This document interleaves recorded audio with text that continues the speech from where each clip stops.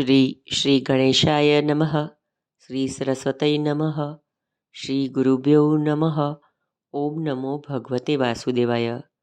બ્રહ્માજી વાછરડાઓને માયાથી ઉઠાવી બ્રહ્મલોકમાં લઈ ગયા. ભોજન પછી ગોપ બાળકોને વાછરડા યાદ આવ્યા. જુએ તો વાછરડા ન મળે, ચરતા દૂર ચાલી ગયેલા. બાળકો કનૈયાને કહે છે, કનૈયા, આપણા વાછરડા દેખાતા નથી. શ્રી કૃષ્ણે કહ્યું, તમે ભોજન કરો, હું વાછરડા લઈ આવીશ. શ્રી કૃષ્ણ વાછરડાઓને શોધવા ગયા. તે જ વખતે બ્રહ્મા બાળકોને ઉઠાવી બ્રહ્મલોકમાં લઈ ગયા. આ કથા પાછળ બીજું પણ થોડુંક રહસ્ય છે.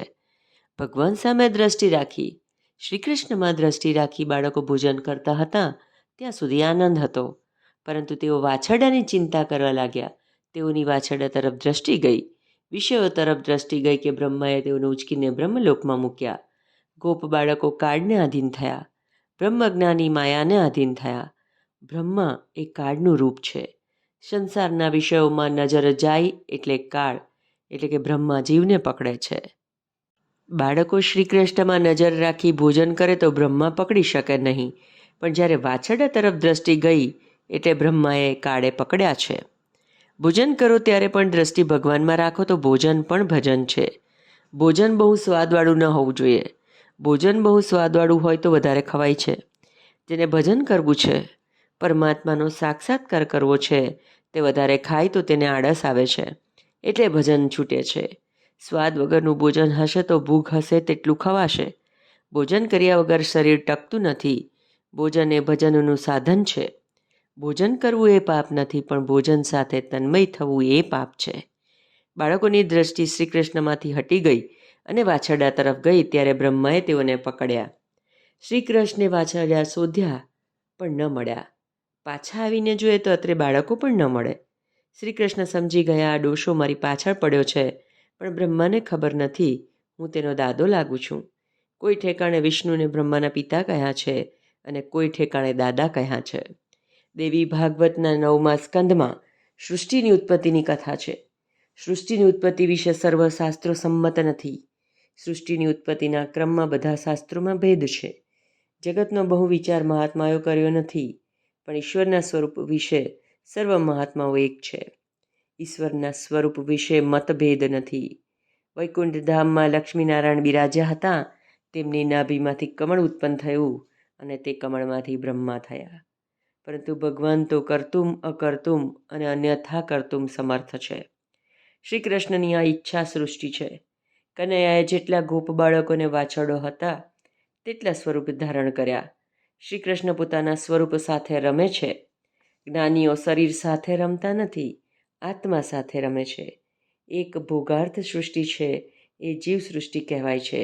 ઈશ્વર સૃષ્ટિ એ પંચભૌતિક વગરની સૃષ્ટિ, ભગવાનની લીલા સૃષ્ટિ. કેવળ બીજાને આનંદ આપવાની દ્રષ્ટિથી કરવામાં આવે તે લીલા સૃષ્ટિ. બ્રહ્મા પંચમહાભૂતની મદદથી જગતની સૃષ્ટિ કરે છે, પણ ભગવાન કહે છે હું પંચમહાભૂતની મદદ વગર સૃષ્ટિ ઉત્પન્ન કરું છું.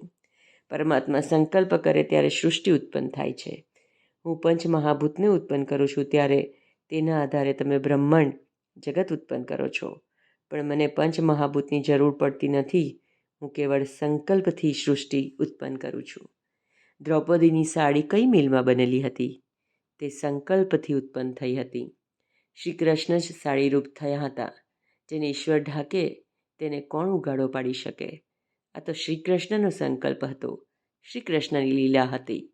ગોપ બાળકોની કામડી શ્રી કૃષ્ણ, લાકડી શ્રી કૃષ્ણ, અનેક પ્રકારે અનેક રૂપો ધર્યા છે. વૈષ્ણવો બ્રહ્મ પરિણામવાદમાં માને છે. વેદાંતિઓ વિવર્તવાદમાં માને છે. જગત ગુરુ શંકરાચાર્યજી વિવર્તવાદ માને છે. આ જગત મિથ્યા છે, અસત્ય છે. અધિષ્ઠાતા સત્ય હોવાથી આ જગત સત્યરૂપ ભાસે છે. વાસ્તવિક રીતે ઈશ્વર એક જ છે. તે અનેક સ્વરૂપો ધારણ કરે છે, પણ તે સ્વરૂપો સત્ય નથી. અવિદ્યાથી જગત રૂપ ભાસે છે. ફિલ્મ જોવા જશો તો પડદા ઉપર દેખાશે. હનુમાન લંકા બાળે છે, મોટા મોટા મકાન બાળે છે, પણ પડદાનો એક દોરો પણ બળતો નથી. આ ચિત્ર સત્ય નથી. પડદો સત્ય છે. અધિષ્ઠાન સત્ય છે. બ્રહ્મરૂપ પડદા જેવું છે. માયાથી આ બધું ભાસે છે. શ્રી મહાપ્રભુજી કહે છે, બ્રહ્મ નિર્વિકાર રહીને પણ બ્રહ્મનું પરિણામ થાય છે. આ બંને સિદ્ધાંતો સુંદર છે. શ્રી કૃષ્ણ જ લાકડી છે, શ્રી કૃષ્ણ સત્ય છે અને લાકડી શ્રી કૃષ્ણથી ભાસે છે. બ્રહ્મ નિર્વિકાર રહીને વિકારવાળું થાય છે. જય શ્રી કૃષ્ણ.